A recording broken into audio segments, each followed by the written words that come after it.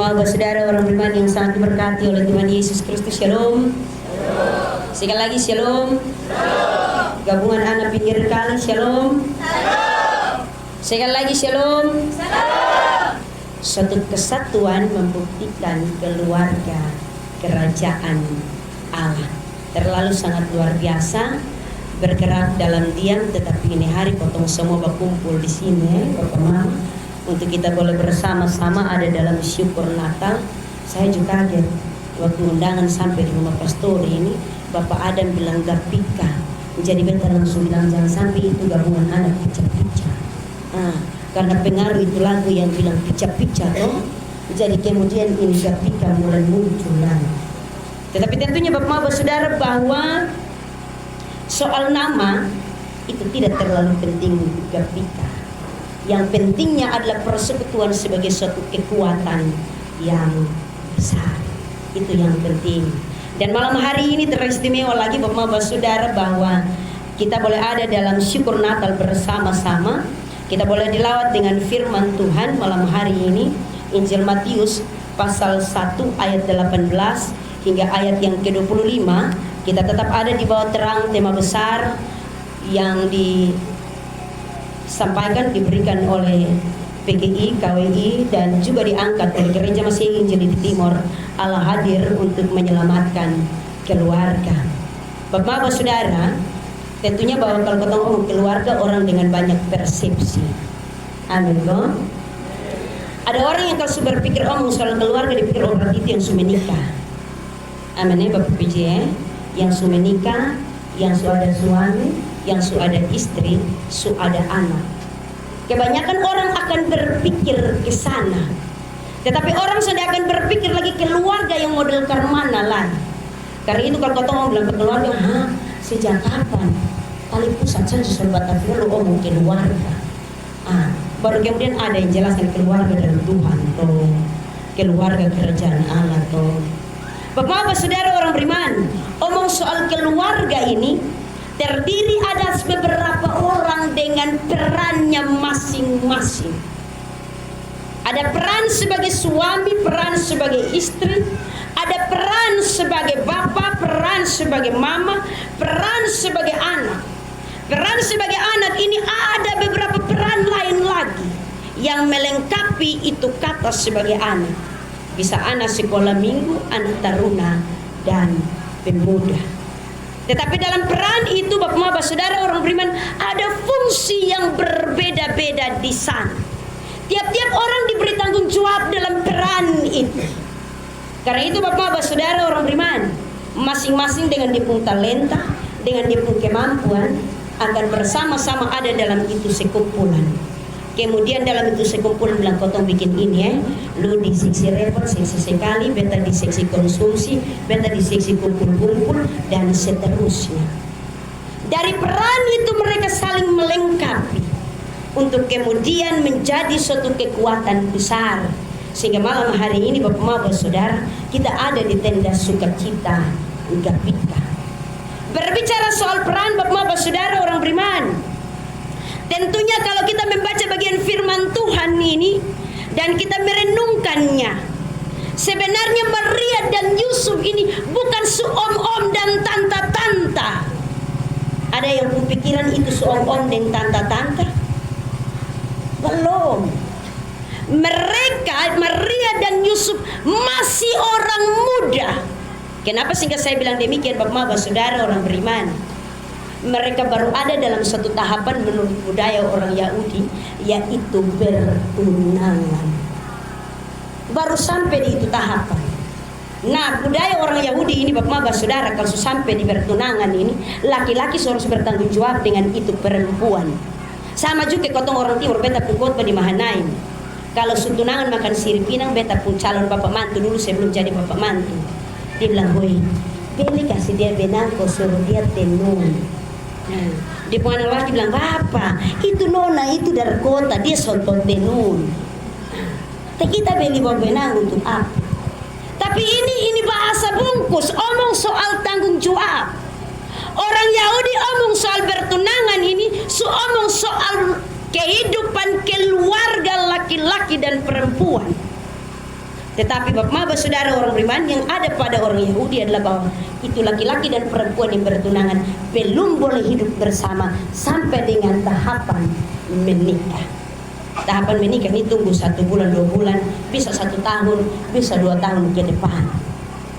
Karena itu dalam status sebagai orang muda ini Bapak saudara, orang beriman, mereka memiliki peran dan tanggung jawab fungsi masing-masing. Karena itu Allah tahu benar bahwa ketika dia memilih Maria untuk menjadi ibu Yesus, dia tahu peran Maria model kemana. Ketika Allah memilih Yusuf, orang muda yang baru bertunangan itu, Allah tahu nanti peran Yusuf model kemana. Dia salah pilih orang. Kalau dia pilih yang susama ke yang itu dong konsultor tua ompong peot, susun pakai lain.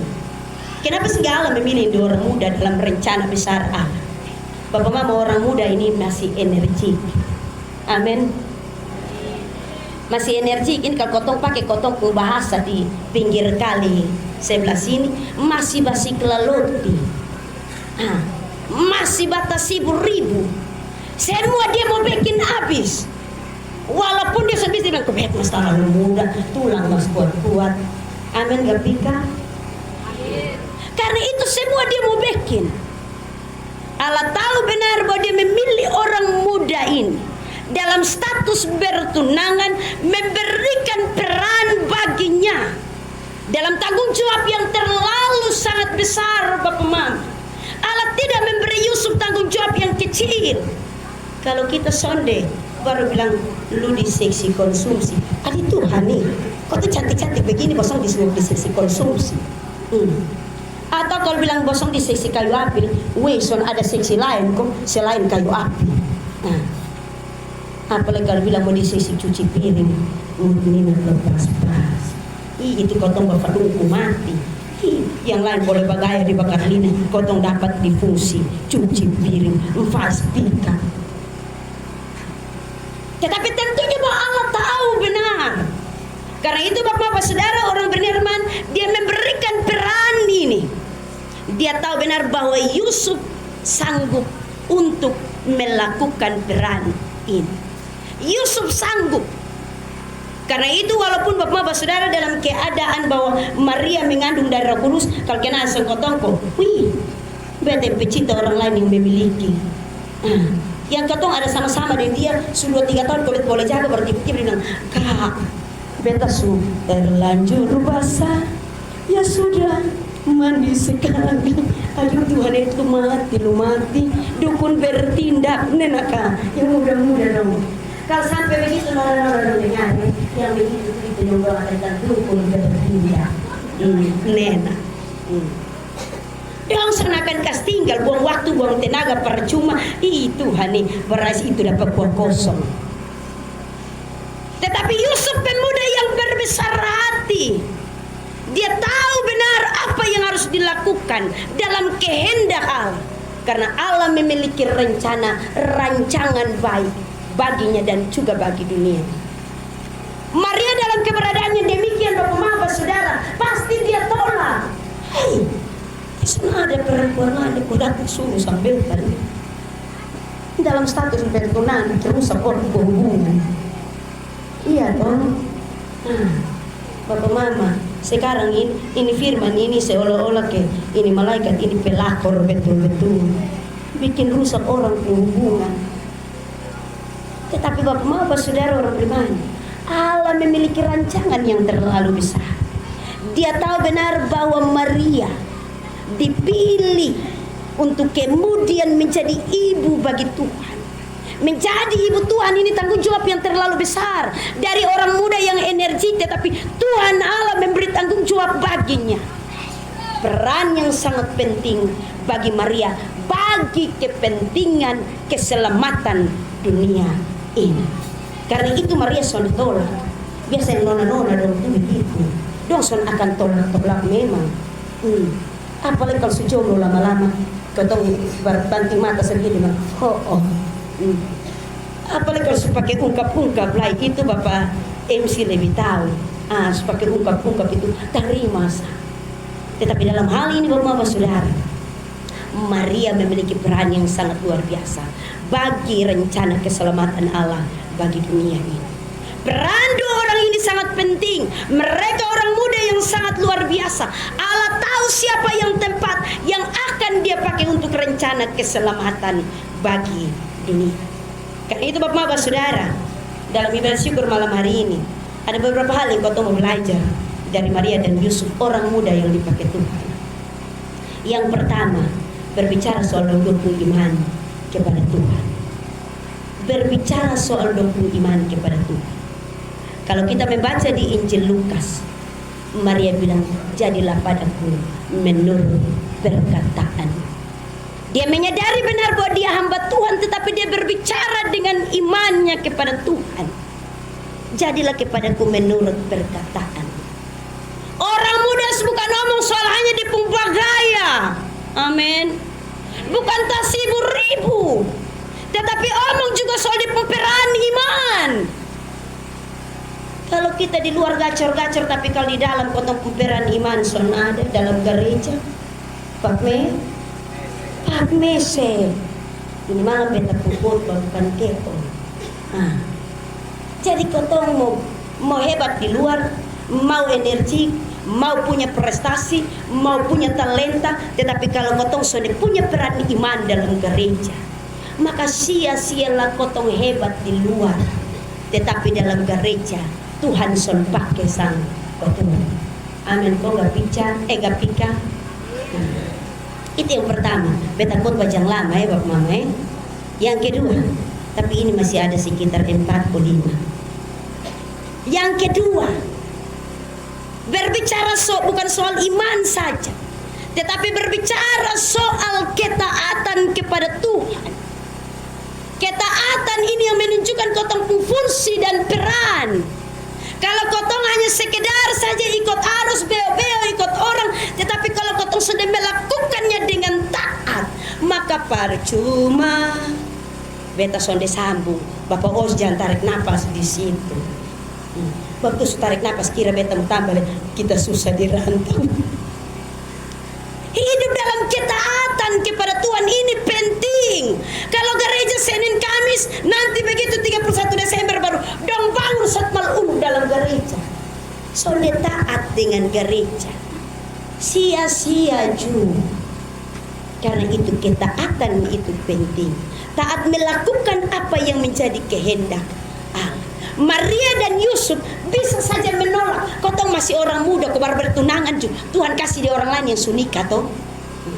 Tetapi dalam hal ini dia taat kepada apa yang Allah rancangkan, apa yang Allah kehendaki bagi. Ketaatan itulah yang akan menunjukkan peran kita yang benar dalam iman. Yang ketiga, Bapak Saudara orang beriman, iman dan ketaatan itu akan membawa pembaharuan hidup. Iman dan ketaatan membawa kita kepada pembaharuan hidup. Omong soal Natal ini setiap tahun kotong surayakan ulang-ulang, bikin ulang-ulang, bersyukur ulang-ulang. Dia pun firman saya sudah berubah. Tetapi dia pun firman ini membawa pembaharuan hidup bagi semua orang. Membawa pembaharuan hidup dalam keputusan bagi orang-orang muda untuk hidup berubah. Jangan sampai kotong hanya takut Tuhan, taat saja dengan kotong iman waktu Natal. Iya, karena Natal ini gereja paling banyak Jadi 24 menyongsong Natal, 25 ini kita dobel. Natal pertama syukur Natal itu 26 lain ada kebaktian Natal kedua. 27 ini hari kotong naik patung hari Minggu lain. Pusesa lain. Tetapi dalam hal ini kita dipanggil untuk ada pembaharuan hidup tiap-tiap hari.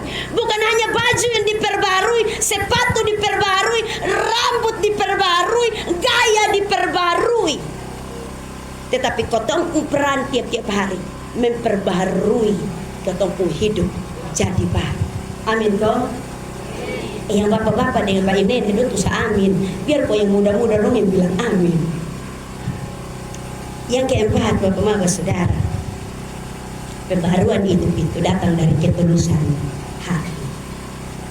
Maria dan Yusuf berani mengambil resiko hanya karena ketulusan hati. Ketulusan hati ini berasal dari hati yang bersih murni, tidak bercacat. Hati yang bersih dan murni. Mereka berani untuk mengambil keputusan ya kepada apa yang bertentangan dengan hati nurani. Karena mereka memiliki hati nurani yang bersih dan murni. Mereka tahu bahwa dalam ketulusan hati ada rancangan besar Allah bagi dunia ini. Karena itu Allah menyatakan ketulusan hati Allah bagi dunia ini melalui Maria dan Yusuf. Kita boleh buat banyak hal besar dalam persekutuan keluarga Allah, dalam persekutuan bergereja, dalam persekutuan hidup tiap-tiap hari.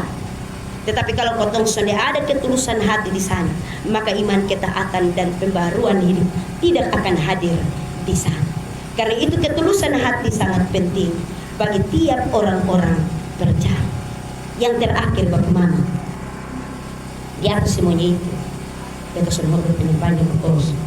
Lihat bu nanti kami betul jadi MC sudah potong. Yang terakhir, kalau kita sudah melakukan iman, ketaatan, pembaruan hidup dalam ketulusan, dengar baik, Tuhan Allah panggil kita untuk menjadi pewarta kabar baik, kabar sukacita. Menjadi pewarta kabar baik, kabar sukacita.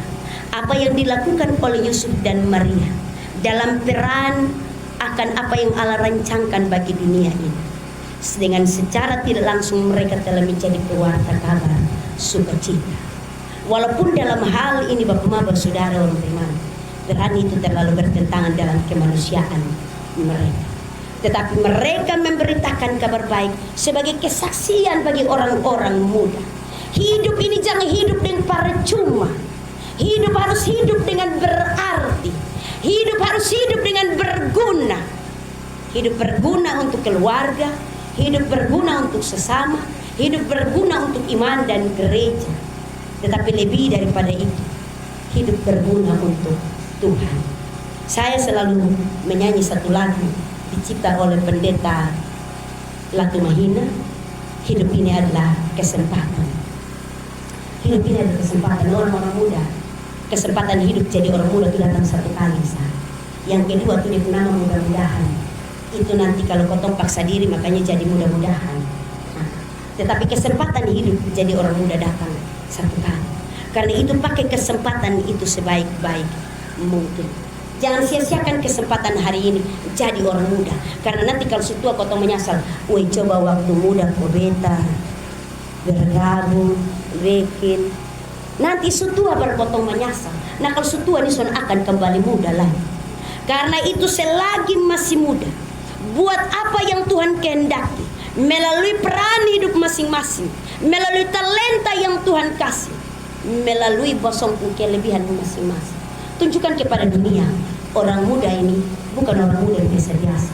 Tetapi kalau dong sudah pica-pica di sini, dong juga harus pica-pica di luar. Kasih tunjuk bosong kepribadian sebagai orang-orang muda yang dipakai oleh Tuhan. Natal memanggil kita untuk hidup dalam iman, ketaatan dan pembaruan hidup. Lebih dari itu, menjadi kesaksian. Teruslah menjadi keluarga-keluarga, menjadi bagian dalam keluarga yang memiliki peran yang memuliakan nama Tuhan, supaya kehadiran Allah benar-benar nyata dalam kehidupan saudara-saudara, menjadi alat dalam tangan Tuhan untuk turut menyelamatkan keluarga. Tuhan memberkati kita semua dengan firman-Nya. Terpujilah nama Tuhan Allah kita. Amin.